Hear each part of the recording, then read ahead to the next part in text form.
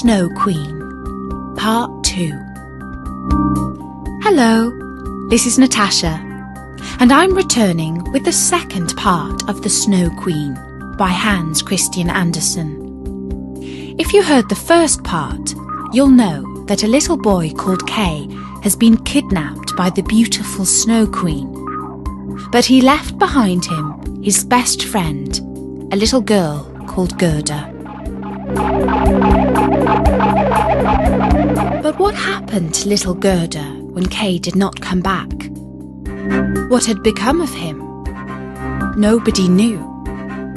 The other boys told how they had seen him fasten his sledge onto a large one which had driven out of the town gate. Gerda cried a great deal. The winter was long and dark to her. Then the spring came with warm sunshine.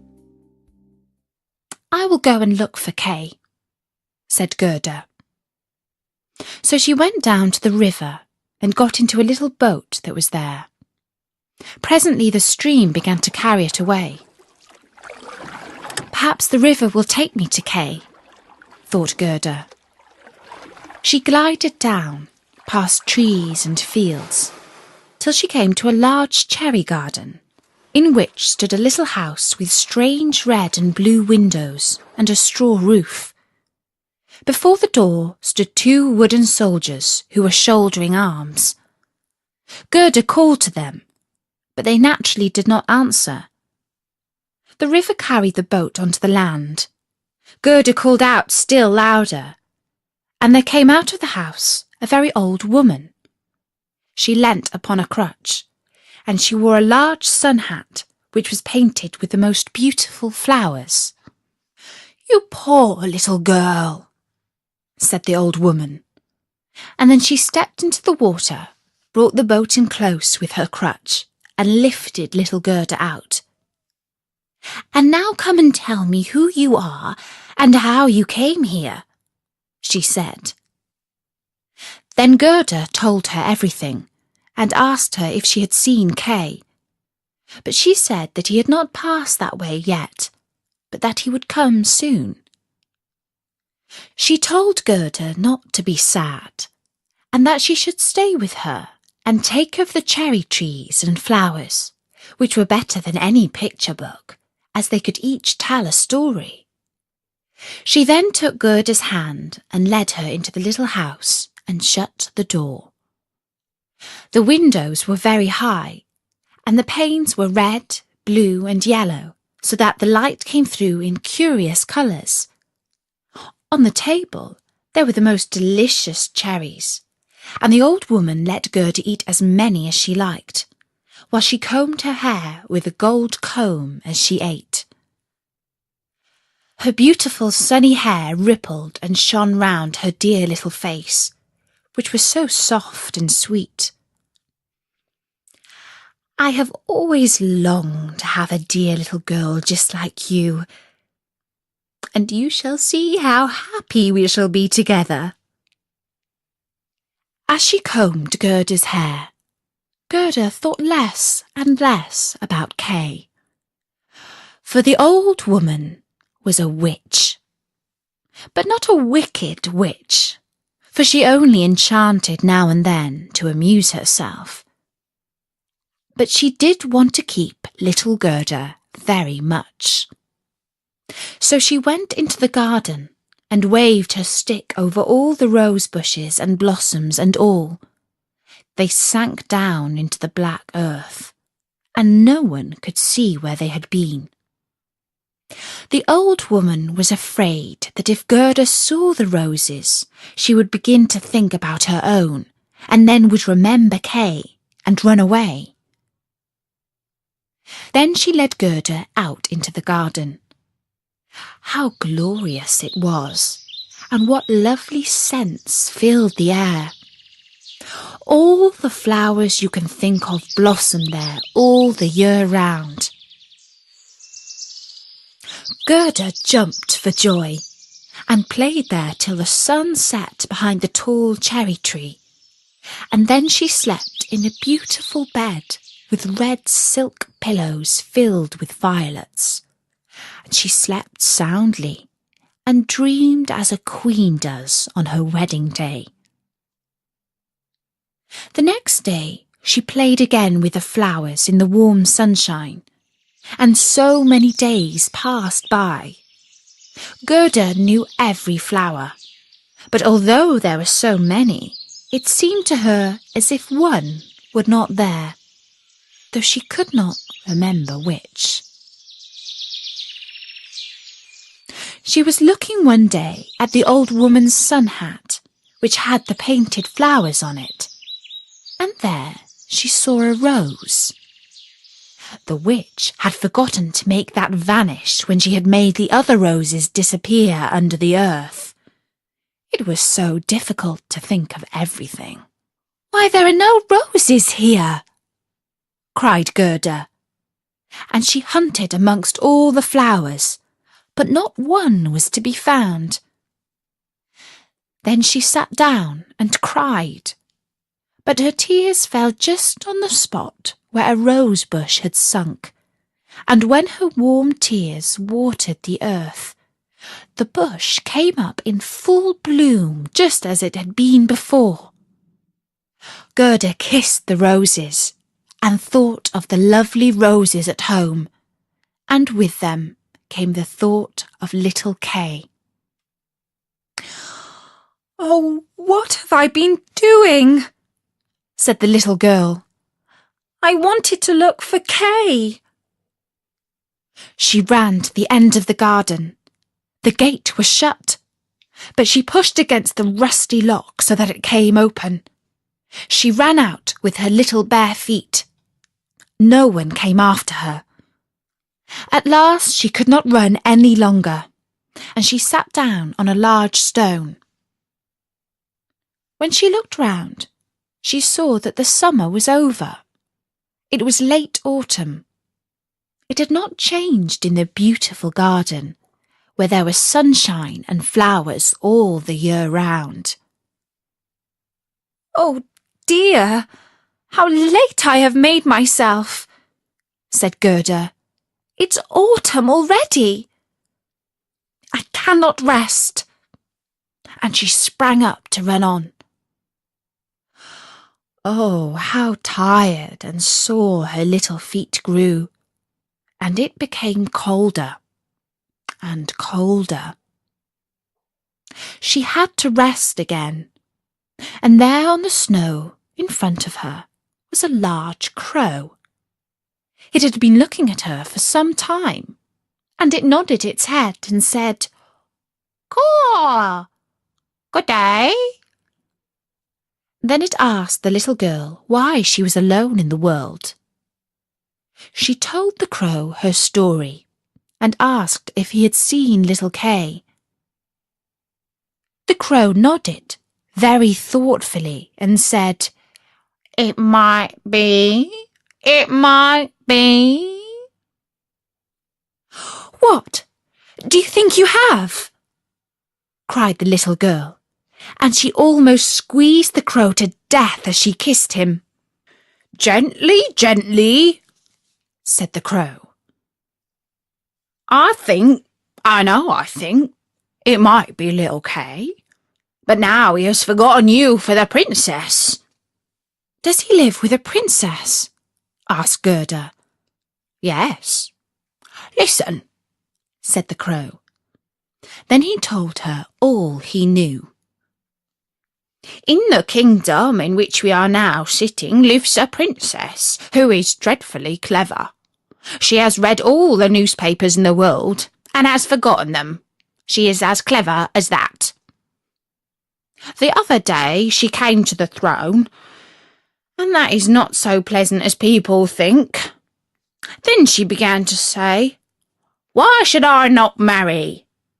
But she wanted a husband who could answer when he was spoken to, not one who would stand up stiffly and look respectable. That would be too dull. When she told all the court ladies, they were delighted.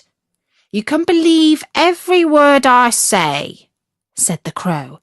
'I have a tame sweetheart in the palace, and she tells me everything. Of course, his sweetheart was a crow.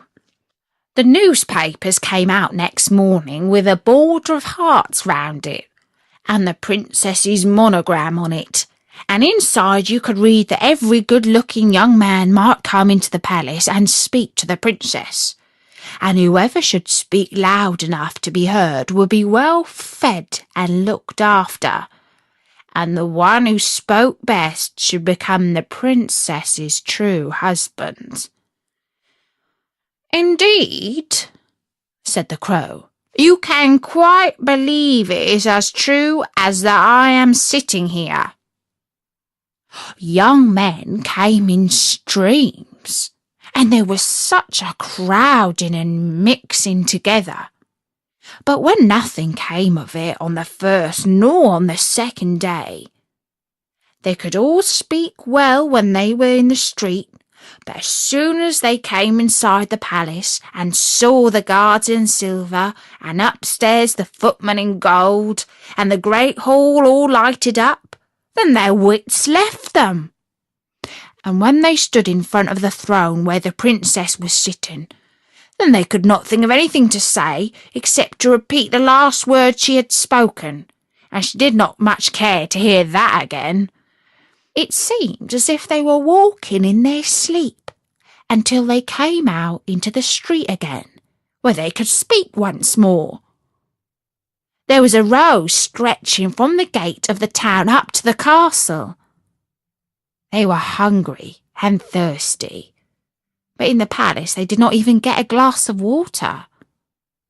A few of the cleverest had brought some slices of bread and butter with them, but they did not share them with their neighbour, for they thought, if he looks hungry, the princess will not take him.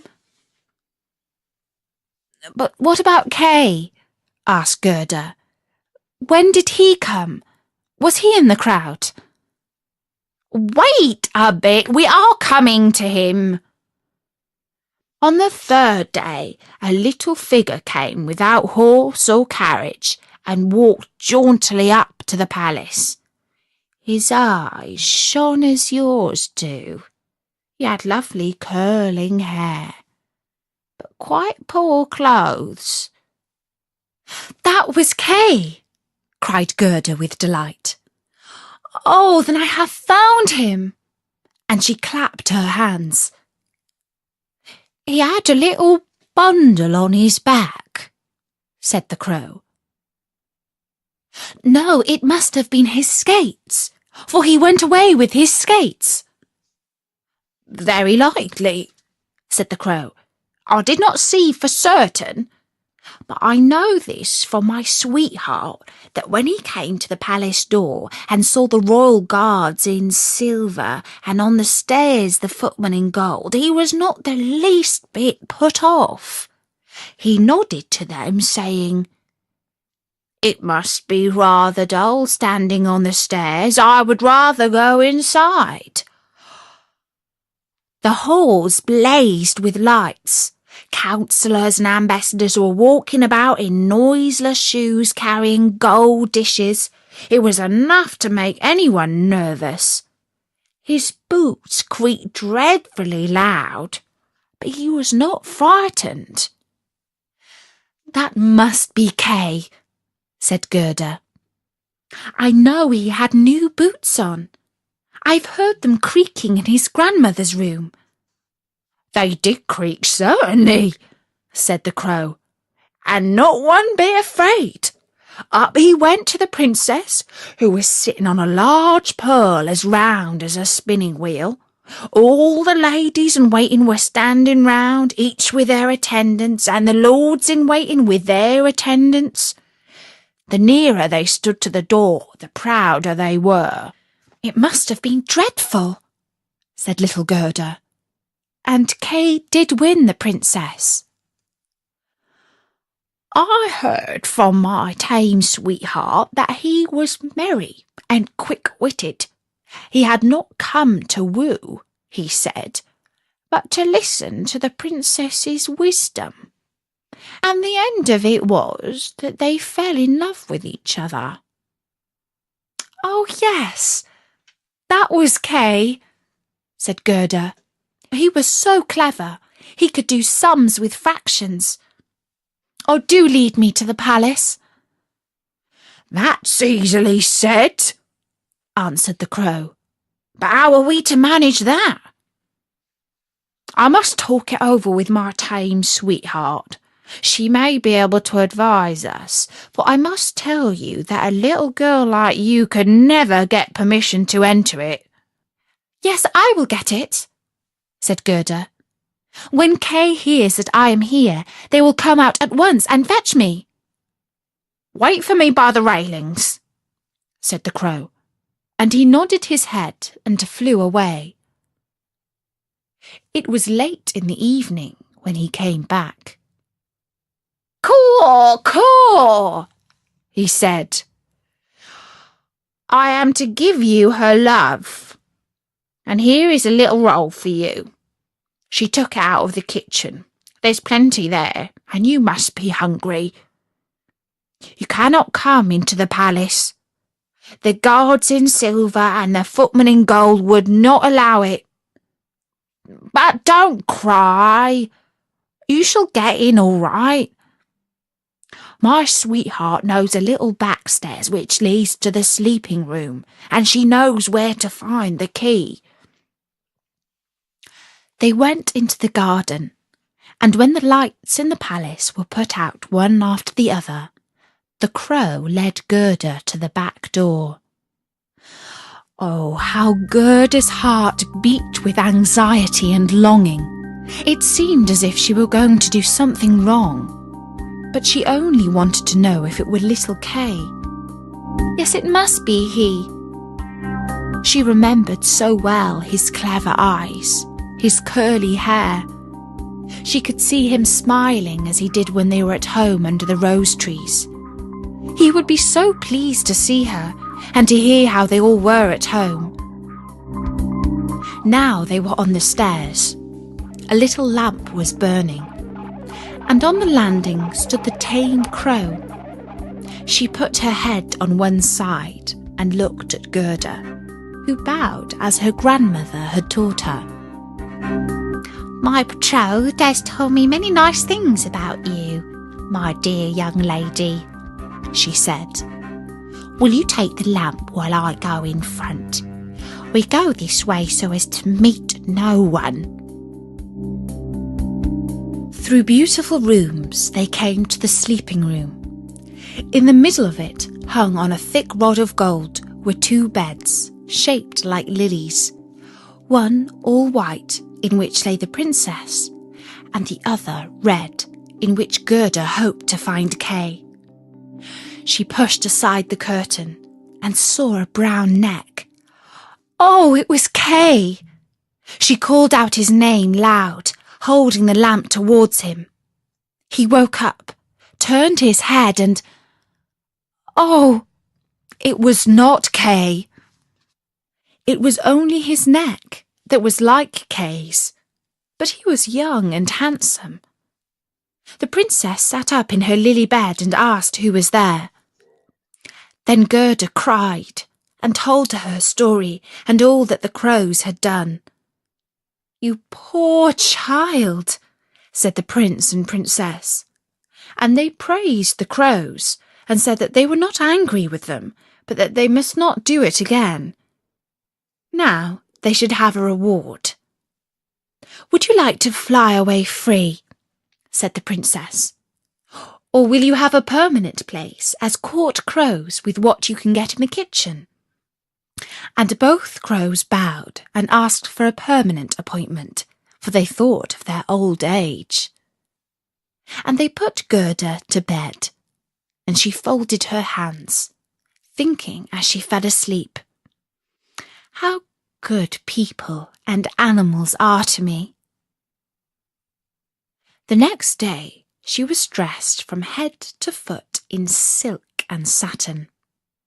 They wanted her to stay on in the palace, but she begged for a little carriage and a horse and a pair of shoes so that she might go out again into the world to look for Kay. They gave her a muff as well as some shoes. She was warmly dressed, and when she was ready, There in front of the door stood a coach of pure gold, with a coachman, footman, and postilions with gold crowns on. The prince and princess helped her into the carriage and wished her good luck. The wild crow, who was now married, drove with her for the first 3 miles. The other crow could not come because she had a bad headache. "Goodbye!" called the prince and princess, and little Gerda cried, and the crow cried. When he said goodbye, he flew onto a tree and waved with his black wings as long as the carriage, which shone like the sun, was in sight. They came at last to a dark wood, but the coach lit it up like a torch. When the robbers saw it, they rushed out, exclaiming, "Gold! Gold!" They seized the horses, killed the coachman, footman and postilions, and dragged Gerda out of the carriage.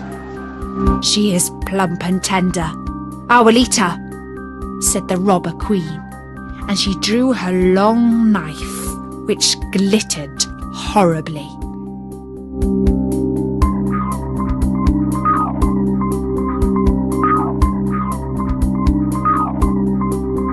And that's the end of the second part of The Snow Queen by Hans Christian Andersen.